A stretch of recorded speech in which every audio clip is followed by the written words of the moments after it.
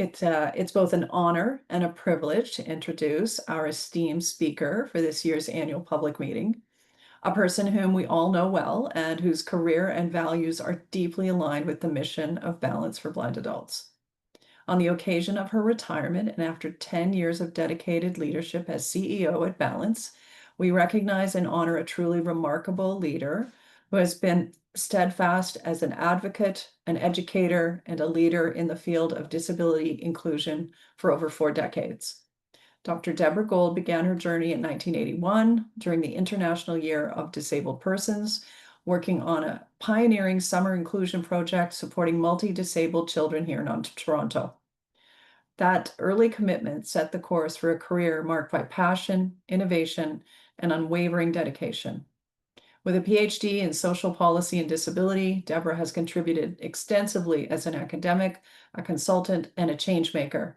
And for the past 25 years, her work with CNIB and beyond has focused specifically on enhancing the lives of individuals with vision loss, advocating for their needs, and supporting their families and communities.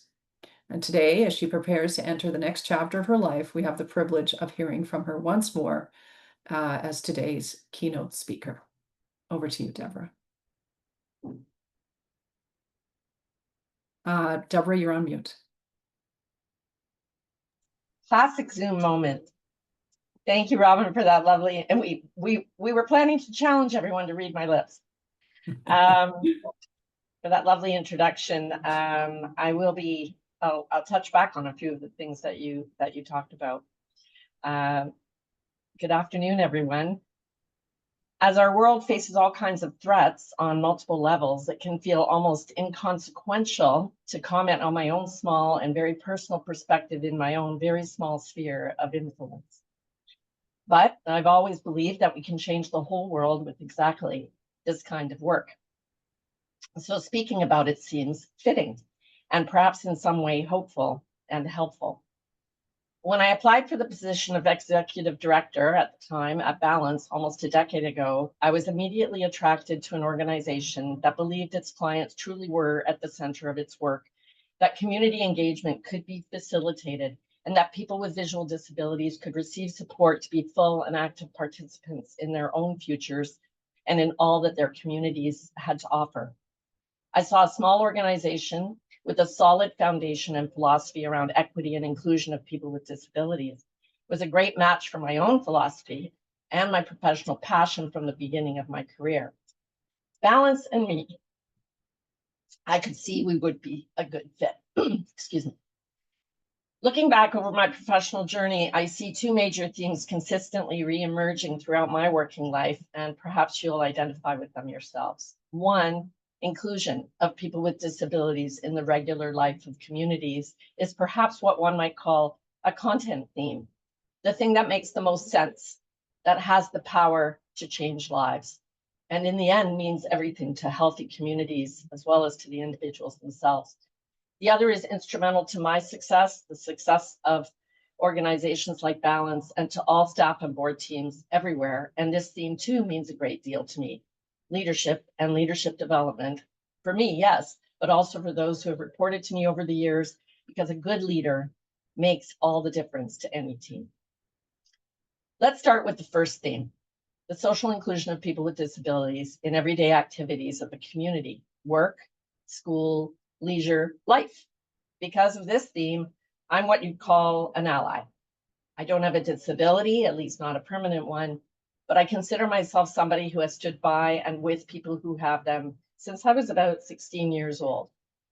So before my career path actually got started, I began in the field of recreation. What better place to facilitate inclusion? My first real job was as a day camp counselor, like so many people. Had started with summer work for the city of Kitchener, and I loved it. I was learning how to be a leader and having fun in nature every single day. It was a great match. And I met my first child with a disability there, remembering I was 16, so pretty much close to a child myself. My job being to ensure he was included in all of the activities of my group. I had 2 weeks to make sure that inclusion was real and no training, no books, no research, just a belief by the camp director that I could do it. I don't remember how I was selected for this interesting new challenge, or if it was just the luck of the draw, but I was lucky. I loved it. The challenge of helping other kids to include this child in their activities. And here's the thing we often forget in this field, something that people doing what's now called DEI and A work now know, something that academics in social policy and disability have known for a long time and wrote about back in the 80s, something that Judith Snow and others in the Circles of Friends movement taught, and what everyone knows who's part of an inclusive community. Non-disabled people want to be accepting.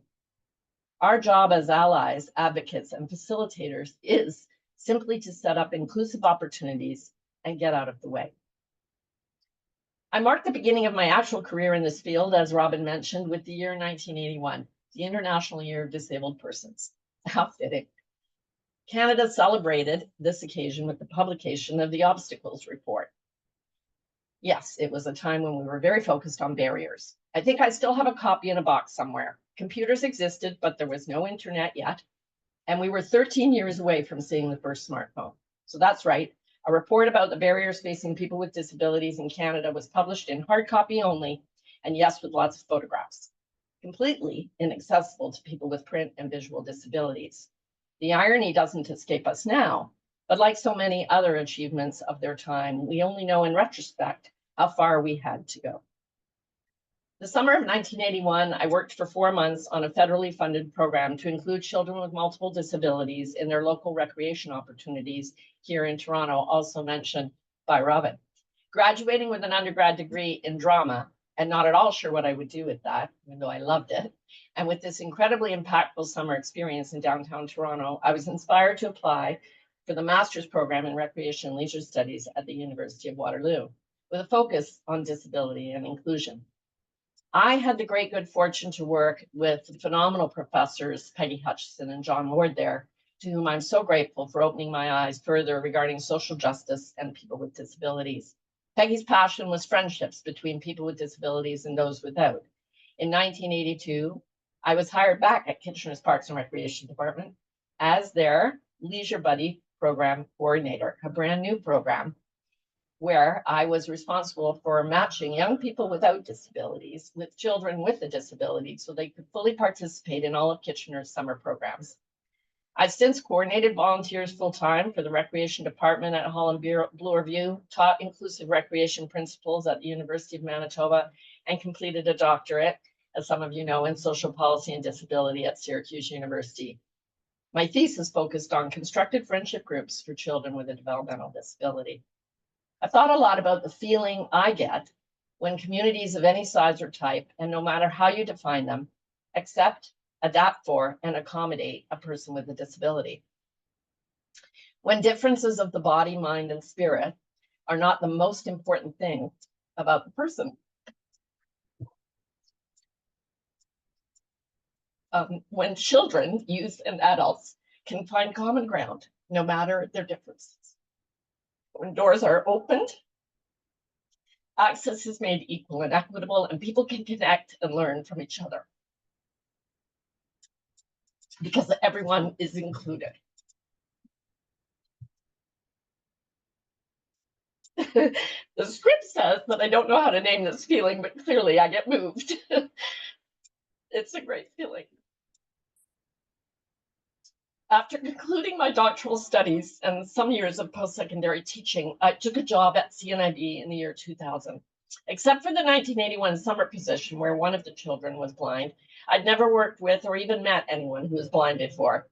But I loved my work immediately. The people I worked with, the field of vision rehabilitation as a whole, my colleagues, the clients I met, and the professional opportunities it afforded me were all excellent. While I started as National Children's Coordinator, I was lucky to have an incredibly kind, funny, and supportive boss. And because she and the then Vice President, Jim Sanders, supported my ideas, I was able to start writing successful grants with the federal government and quickly developed CNIB's first social research unit based on these monies. It was also the first of its kind in our country, a research department dedicated to better understanding the lives of blind people, the people we were serving, and feeding the knowledge back into the program development across the nation. We developed resources for parents, teachers, and other professionals. Through our 2005 study, An Unequal Playing Field, which we repeated in 2011, we documented people's needs and shared our findings in Ottawa to try and shift the needle of social policy. We reported on many continuing disparities, including a terrible rate of employment. That is 35% of blind people had a job of some kind versus 52% for people with any disability. It's changed a bit, but not enough. We also documented the extent to which blind Canadians said that yes, various technologies were now available to them, but they needed much more training on how to use them. Good evidence mattered then, and it matters now. We also did a number of employment studies. And when you look at balance programs today, it's clear that we are attempting to address exactly the challenges I was involved in exploring as a researcher 20 years ago. It was fun to come to a place where I would be responsible for delivering services and use evidence with which I was very familiar to work with my team to shape and strengthen the organization's offerings. To move from research to praxis was an incredible opportunity to explore what was possible and to make possible what we knew, to help solve problems that we knew existed because of what people were telling us. I mentioned leadership development as the other theme that's marked my career. I would hazard a guess that most of us who end our careers in executive leadership roles would say that our development as leaders took place throughout our work experiences. It's just part of the package. For me, it started way back with those day camp counselor experiences. In fact, in children's camping, the other word for counselor is leader. Through all of the opportunities to lead teams over all of my years of work, I've noticed that there is really just one thing, besides being willing to step up and step in, that all good leaders have in common: the ability to listen well to their team members, clients, partners, and others. I'm still learning this skill, but at least I've become good enough with it that my team knows they can bring me new ideas and I will listen. There are many other key skills for sure, but this is the most important one. And for those of you here who want to hear it again, listening is the most important leadership skill there is. And this is what I've learned about why developing great leadership skills in others is important. First, mentorship of others pays dividends because when people have opportunities to learn on the job, they like to come to work. And they too learn to listen, which builds a stronger team. And second, people want to be challenged in their work, not bored. And they deserve opportunities to do more, even if they don't think so at the time. They will rise to the occasion. We found that out at Balance. Here's 2 ways I know these things are true. As my dad used to say, the proof is in the pudding. 1, our Balance staff team embraces new ideas from me, from each other, and from clients. And 2, the team takes initiative. They design and lead implementing their own ideas. Much of what we are doing at Balance now and what we will do in the next few years under new leadership has been initiated by members of our staff team and simply supported at the executive level. I'm just getting out of the way. I take great pride that I'm leaving the organization with this depth of employee engagement. Since the start of my tenure at Balance, and most especially inspired during the COVID-19 pandemic, we have learned to lean on each other, figured out how to sway with the challenges we've had to face, and been courageous about trying new ways of doing things. Establish a telesupport system during the first year of the pandemic? No problem. Try teaching assistive technology remotely? Sure, let's try that. Actually, that idea was waiting for me when I arrived. Thank you, Doug. It was the pandemic that pushed us to actually implementing. Apply for a grant to teach pre-employment skills? Yes, let's do it. And another, and another. And we got them all. Hire a self-defense expert to teach blind adults, partner with a community health center and community arts group to deliver excellent adaptive programs, build a mental health support specialty, and bring in counselors with lived experience to deliver it. Yes, yes, and yes. Embracing innovation rather than fearing it is, I think, the sign of a strong team. In this day and age, if we can't be nimble and flex to shifting demands and needs, organizations will fail. It's the power of ongoing opportunities for leadership development combined with commitment and passion that resulted in our staff team's selection earlier this year for an award of distinction from the Biana Family Foundation and the United Way Greater Toronto. I'm so proud of what we have been able to achieve together. Back in 2008, I was asked to deliver a keynote address at, wait for it, the International Conference of the Association for Education and Rehabilitation of the Blind and Visually Impaired.